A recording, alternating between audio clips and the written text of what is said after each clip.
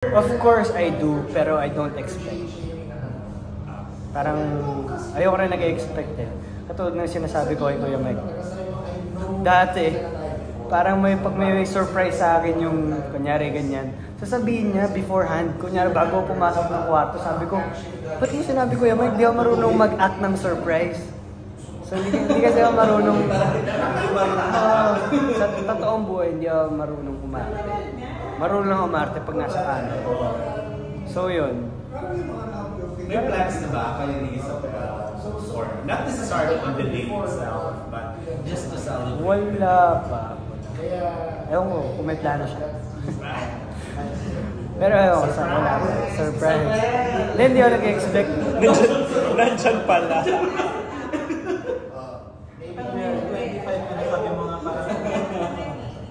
Ano yan? Parang sabi mo silver anniversary. So parang ano yung parang gift mo sa sarili? Taiwan. Baka mag-travel ako sa Taiwan. Mag-isa? Somewhere near lang. Mag-isa? Baka hindi. Okay, si Isabel. Well, hintay lang kami. Kung may sasabihin ka pa. Pero hindi papayagan si Isabel. Hindi siya papayagan sumama. Sa ibang bansa, ni Mami. Ay, ng Mami niya. Eh, di sumama rin yung Mami niya. Pwede, di ba? Pero yun, plano kong, tagal ko na rin hindi nakapag-travel. So, ito yung pamba. Actually, nag-San Diego Comic Con pala ako, pero work kasi yun eh. Work kasi yun eh. Ito, ano to. Nag-picture pa nga kayo sa sunset, di ba? Oo nga. Nag-propose. Yun. Ikaw ba? Ikaw ba rin ikaw yung tipong you give yourself a gift? Mga ganun,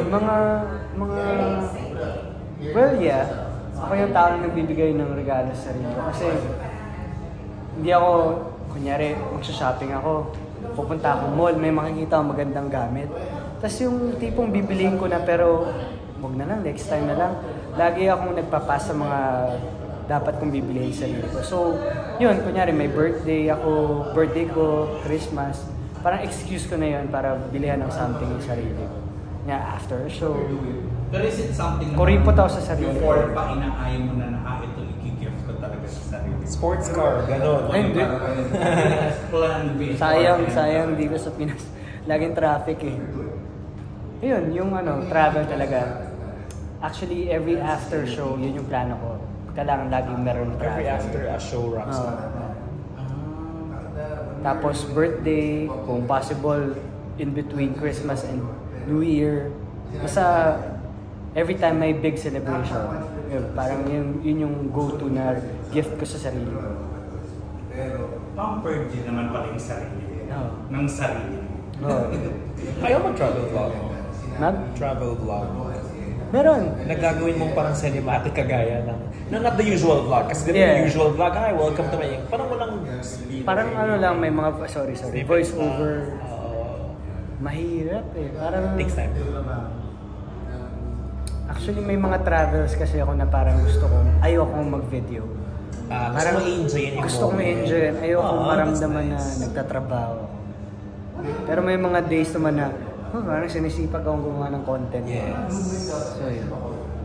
I agree. Anyway, nag-intermittent fasting ka at 25 ka na. Papaborts ka. Kung napanood nyo sa TikTok, may health benefits yung intermittent fasting. Hindi ko alam kung totoo. Napanood ko lang sa TikTok. Sabi nila, pag 16 hours, baka mali yung information ko. Basta sa TikTok ko lang ito nakita, disclaimer parang nag-heal yung cells ng body mo pag wala kang ini-intake na pagkain. Pwedeng... Ayoko, kamanang pala. Hindi, pero... Hindi naman dahil gusto kong magpaganda ng katawan. Parang feeling ko mas yun nga, attentive ako, mas magaan ako kumilos, mas nagagawa, hindi ako sluggish. Kasi di ba pagkain ka ng kain, parang minsan may mga days na hindi ka makabangon ng kama. Parang gusto mo lang humiga.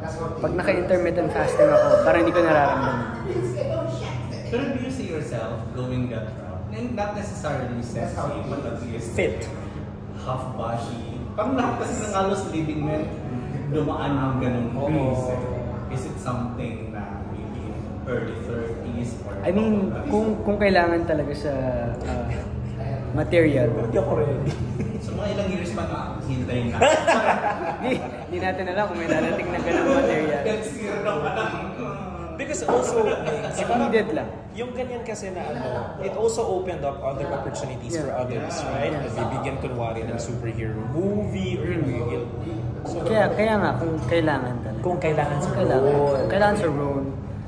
Hindi kung kailangan sa kung kailangan nga sa role. Baka So iniisip.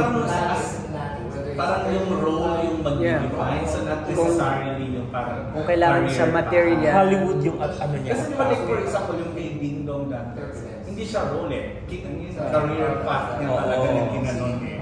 So yours is gusto mo sa character. Kung kailangan sa material. So ano needed nung Parang iba ng tingin namin sa ano ba pagtingin mo? Hindi kasi starstruck news kami. Pero kasi itong mga bagets na to, ang nabutan nila kay Miguel, medyo ano na, TikTok. TikTok days. era na. Ninyo.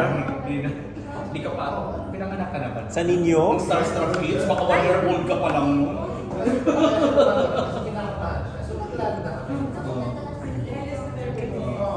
Kaya parang kakain na siya. Hindi, go lang. Natin na. Pero ano, kasi the last time we talked to you, parang hindi pa you find yung next projects. Because, well, hindi pa naman tapos yung August 5. Pero now, meron na. Same. Wala pa rin Nabasa talaga. pa na ako na parang magkaka-season 2 yung Well, August 5. sino sabi? Parang yes, may nakikita. Parang yung character, yung isang character na hindi pinakita yung Ending. Kung namatay ba sa Sino doon? Si Ava? si Eigenman. Kasi kami gusto namin maging truthful sa maging loyal sa story ng Voltes. Japanese. Kung yung animation. So kung dadagdagan namin, baka hindi na ma-appreciate ng loyal Voltes type fans. So we'll see about that. Pero like, do you know the plans about Voltes 5 na kung anong gagawin pa doon sa franchise, etc. Okay. So ano? Hindi kasi I think the success also of One Piece and all Yeah. talagang global scale. Secret muna. So Kasi somehow similar. ayokong sa akin But manggaling. definitely it's not the end. It's not the end. Okay. Sige. Yung message nga sa amin ni parang sabi na wait lang, hanapin ko lang. That's good news. Tuloy-tuloy pa rin pala. So sabi ni Direk, end of an era, or is it? Oh. So kahit kami, tinitease kami ni Direk Mark kung ano susunod sa Voltes 5. So bawal mo pasirain yung flight suit. No. Kasi the fact na yung Voltes 5, through the years, bakit naman hindi pwede yung live adaptation, di ba? Ayun, mapunta tayo dun sa Sige. Hindi. Ayun, dun sa research ko na rock and roll show. Pwedeng magkwento ka ng best thing na nangyari dun sa event na yun. Well, masayang event. Ang dami kong nakitang kaibigan. L.A. Aguinaldo was there. So, yun, naki-mingle kami dun sa loob ng event. And anniversary ng Vogue din yun. So, sobrang grateful kami ni Isabel na ma-invite sa event nila na yun. Pero feeling ko, ang best thing na nangyari sa night na yun is na-late kami ni Isabel. Wala kami nabutang pagkain. Kaya after ng event, nag-hotpot kami. Nag-hotpot kami.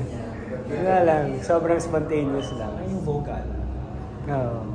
With the experience naman, ano yung parang other than being the best thing na na-late kayo? Ano yung pinaka-highlight for you nung event na yun? Well, yun nakipag-mingle ako. Ayaw mo ba na sagot mo? Oo, sabi ko, oo. Parang yun nakapag-mingle ako with my friends. Parang ang dami ko nakitang GMA people doon. Si LA nga, katulad sinabi ko kanina. And Bretman Rock, ano si Bretman Rock. So yun. Actually yung program, di na namin inabutan eh. Parang nandun na kami sa may sa baba. Nasa taas yung program kasi. Hindi na kami umabot doon. So to another gala, sino kasama ninyo? Secret. Yan ang pinag-iisipan pa namin. Okay. Wala pa kami concert. Ang hirap kasi talunin yun. Oo. Ang hirap kasi talunin yun. Sinasabi ko sa'yo. Dapat pala hindi muna kami nag-ganon last year, no? Grabe kasi yun. Grabe Or na pwedeng lang. skip muna kami this year. Sa'yo na yun? Yung costume? Customized for you? Or you bought? Hindi naman binaro? Ginawa ni Maki Combe. For you. Yes, para sa Ang ganda, no? Ano kasi ang detail? Sobra. Tapos isushoot mo ulit. Naman, kailangan. Content talaga. Wait, pwede ba kasi You're good, chicken Ano ass? to? You're good? Okay, you're good, guys? Ayun, let's see. Ay, one last to wrap up. Birthday wish. Kasi ipopost naman to sa 21st. Oh.